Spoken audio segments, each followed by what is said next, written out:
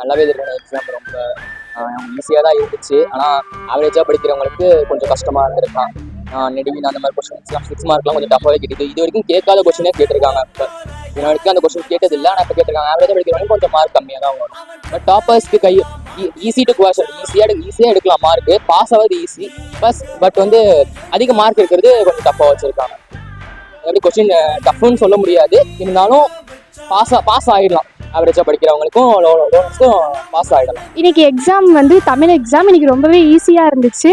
அதுவும் இல்லாமல் மோஸ்ட்லி வந்து ரிப்பீட்டட் கொஷின்ஸ் தான் வந்து இருந்துச்சு. எங்கள் தமிழ் மேம் நிறைய ஹெல்ப் பண்ணாங்க படிக்கிறதுக்கு. அதனால் நாங்கள் வந்து இன்னைக்கு எக்ஸாம் ரொம்பவே சூப்பராக பண்ணியிருக்கோம். மோஸ்ட்லி எல்லாருக்குமே நிறைய மார்க் வரும். எக்ஸாம் நல்லா தான் எழுதியிருக்கோம். டஃப்பாக இருக்கும்னு நினச்சோம். இன்டீரியர் கொஷின்ஸ்லாம் நிறையா கேட்போன்னு பயந்துகிட்டே போனோம். ஆனால் எல்லாமே புக் பேக் தான் கேட்டிருந்தாங்க. மோஸ்ட்லி ஈஸியாக தான் இருந்துச்சு எக்ஸாம். 85+ வரும்.